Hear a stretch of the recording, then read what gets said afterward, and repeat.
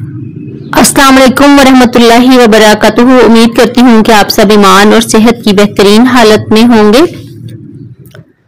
मुस्तकिल मिजाजी एक ऐसा अमल है जो किसी भी इंसान को कामयाब कर सकता है। मुस्तकिल मिजाजी का मतलब है कि अपने रवैये को मुस्तकिल बनाना, यानी किसी भी काम के बारे में अपना रवैया हमेशा एक जैसा रखना और अपने आप को हमेशा पुरसुकून हालत में रखना। सबसे पहले हम बात करते हैं रिलेशनशिप को निभाने के लिए मुस्तकिल मिजाजी किस तरह से किरदार अदा करती है। रिलेशनशिप को निभाने के लिए वक्त और कोशिश दोनों की जरूरत होती है। इसका कोई शॉर्टकट नहीं होता। हमें ऐसे काम करने होते हैं, ऐसे रवैये अपनाने होते हैं जिससे हमसे रिलेटेड लोग हम पर रिलाई कर सकें, हमारे प्यारे हमें समझ सकें और हम पर डिपेंड करें, जो हम पे एतबार कर सकें। रिलेशनशिप को निभाने के लिए हमें ज्यादा बातें नहीं करनी होती, बल्कि एक्शंस पर ध्यान देना होता है। किसी को आई लव यू कहना एक बड़ा स्टेप है और अच्छा भी है, नेक्स्ट पर्सन को अच्छा फील भी होता है, लेकिन आपको इस रिलेशनशिप को अच्छे से चलाने के लिए आई लव यू को सिर्फ कहना ही नहीं होता, बल्कि साबित भी करना होता है। इसे शो भी कराना होता है कि नेक्स्ट पर्सन में ये फीलिंग्स आए, वो ये समझे कि आप उससे प्यार करते भी हैं, आपने उसके लिए कुछ किया भी है, वो आपकी लव वाइब्स को महसूस करे, तो ही हम इस रिलेशनशिप को अच्छा रिलेशनशिप कह सकते हैं। एक दूसरे के साथ इन टच रहें।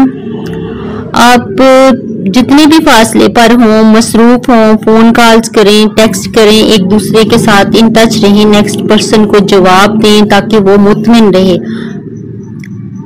हर रिश्ते में लड़ाई झगड़े या छोटी मोटी मिसअंडरस्टैंडिंग्स होती रहती हैं।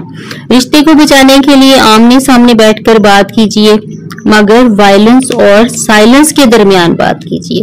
यानी वायलेंस और साइलेंस का मतलब ये है कि जब आप सुकून हो, जब आप लड़ाई झगड़े को खत्म कर चुके हों, साइलेंस भी खत्म हो चुका हो और वायलेंस भी खत्म हो चुका हो, तो बात कीजिए।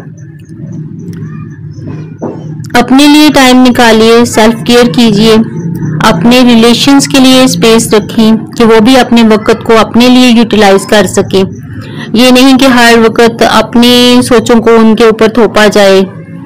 जब हम किसी के पर्सनल स्पेस में नहीं जाते ना, तो फिर रिलेशन अच्छे हो जाते हैं, फिर लोग आप पे एतमाद भी करते हैं, लोग आपको अच्छा भी समझते हैं। यानी आप ये असूल अपनाएं कि जियो और जीने दो।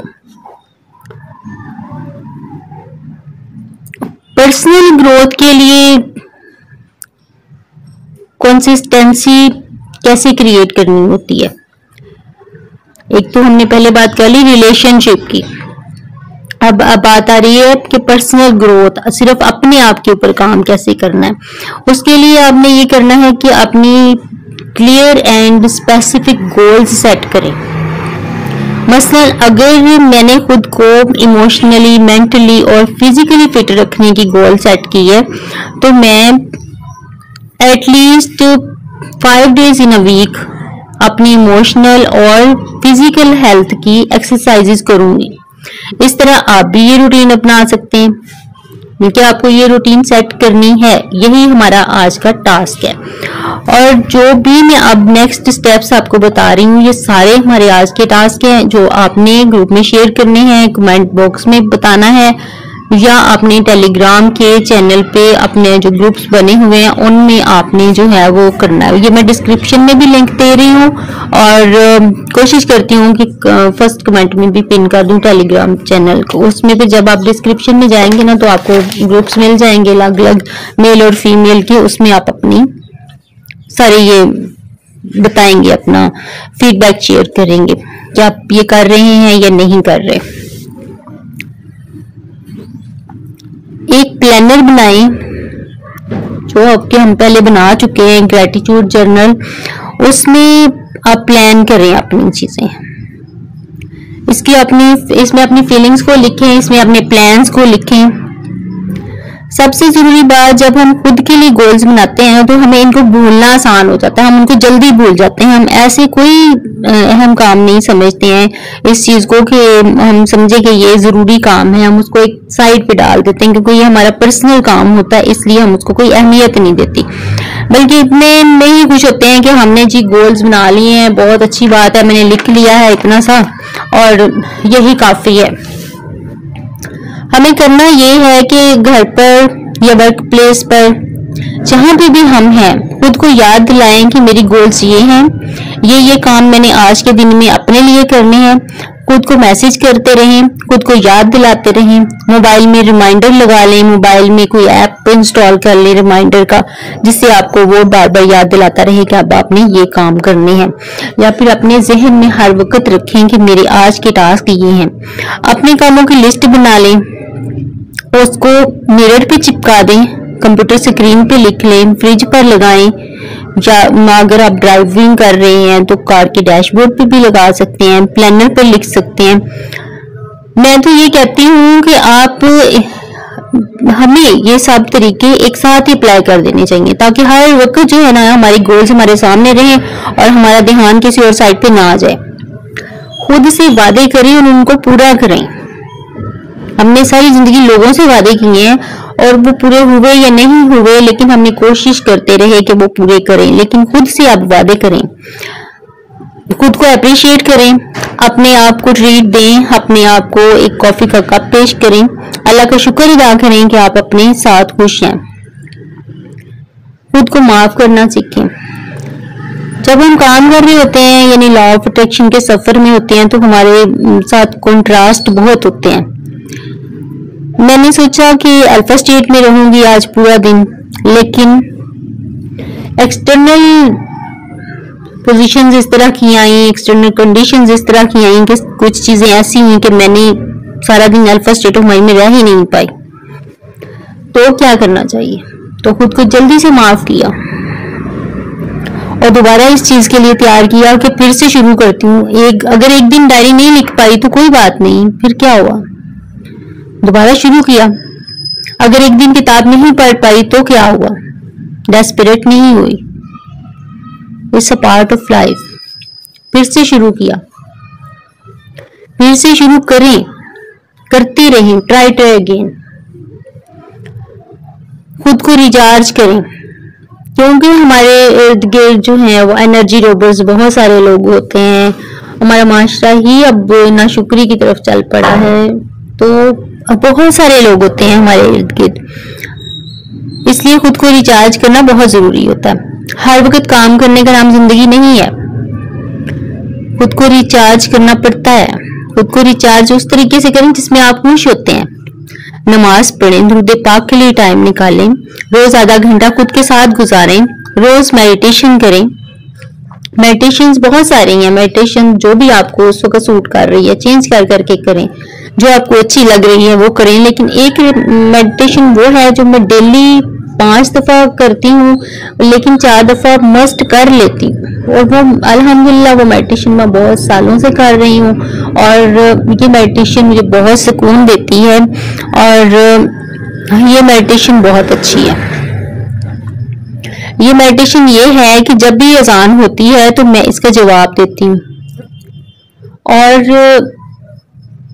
हय्य अलस सलाह हय्य अल फलाह जब मौसम की आवाज आती है उस वक्त ला हौला वला कुव्वता इल्ला बिल्लाह अल अज़ीम पढ़ती हूँ। और उस दौरान में जो भी मेरी डिमांड होती है, जो भी मेरी डिजायर होती है, जो मेरी ख्वाहिश होती है, वो अल्लाह ताला के सामने पेश करती हूँ कि अल्लाह मुझे ये चीज चाहिए, मुझे ये मिल जाए, तो वो मेरी ख्वाहिश पूरी हो जाती है। दुआ अल्लाह पाक कबूल करता है। फिर अज़ान के बाद की दुआ पढ़ती हूँ और मेरी ये बरसों की रूटीन है अल्हम्दुलिल्लाह अल्हम्दुलिल्लाह कि वो दुआ मैंने तर्जुमे के साथ पढ़नी होती है। उसके बाद फिर एक दफा दुरूद पाक पढ़ के तो दुआ करें, वो भी दुआ जरूर कबूल होती है। इससे मुझे बहुत सुकून मिलता है और 3000 नेकियां भी मिल जाती हैं मुफ्त में हर अज़ान के साथ। आप इस रूटीन को अपनाइए, अपने इर्द गिर्द के लोगों को बताएं, कि अजान के वक्त बातचीत और सब काम काज छोड़कर अजान का जवाब दें, कोई और काम ना करें, बातें करना बंद कर दें। 2 मिनट लगेंगे, 3 मिनट लग जाएंगे, इससे ज्यादा टाइम नहीं लगता। तो अपनी जात के लिए कर रहे हैं हम, किसी के लिए नहीं कर रहे, किसी पे एहसान नहीं कर रहे। अल्लाह ताला मुहताज नहीं है कि आप उसकी अजान सुने। अगर आप ना भी सुनेंगे ना तो कुछ भी नहीं होता, कोई फर्क नहीं पड़ने वाला अल्लाह ताला को।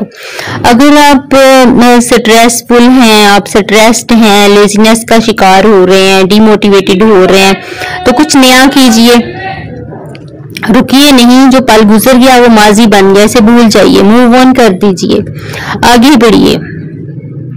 मोटिवेशन का कोई नया रास्ता तलाश कीजिए। और अगर कोई दिल दुखाया है आपने किसी का, तो आप उससे माफी मांग लीजिए। और जिसने आपका दिल दुखाया है उसको माफ करना थोड़ा मुश्किल होता है, लेकिन माफ कर दीजिए। अपने लिए माफ कर दीजिए, वो अपनी खुशी के लिए माफ कर दीजिए। अपने आप को खुश रखना सीख लीजिए, जो कि जरूरी है। अगर आप अपने गोल्स को पूरा नहीं कर पा रहे हैं तो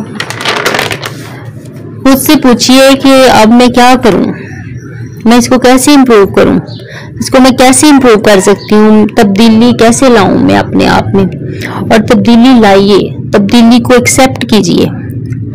अपने किसी दोस्त को, फैमिली मेंबर को, मेंटोर को पार्टनर बनाइए अपना इस काम में। लॉ ऑफ अट्रैक्शन के सफर में किसी को पार्टनर बनाइए और इसे कहें कि आपको चेक करे, आपकी अकाउंटेबिलिटी करे कि आप किस हद तक अपने प्लान को फॉलो कर रहे हैं।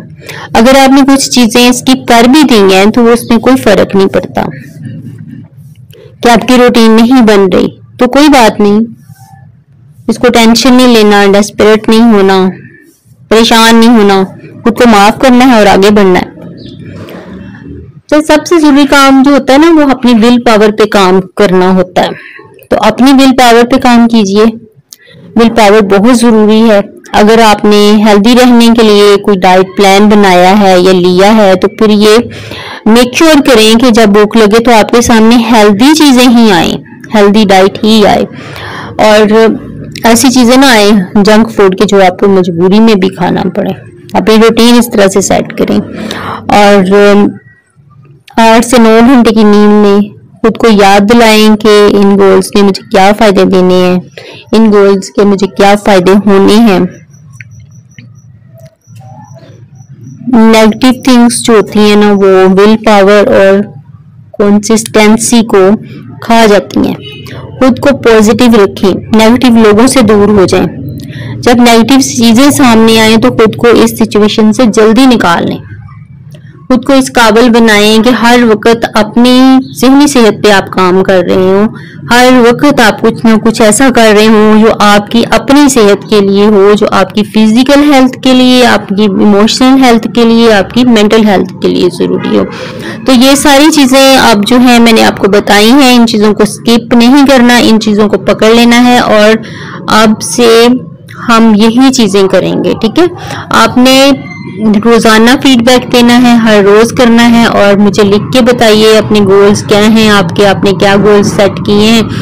आप सेपरेटली भी सेंड कर सकते हैं, कोई मसला नहीं है। और ये कि अगर आपके गोल्स कोई और देख भी लेता है तो कोई फर्क नहीं पड़ने वाला यहाँ पे, कि लोगों को मोटिवेशन ही मिलती है। आप परेशान होने की या इसमें टेंशन लेने की बात नहीं होती कि कोई मेरी चीज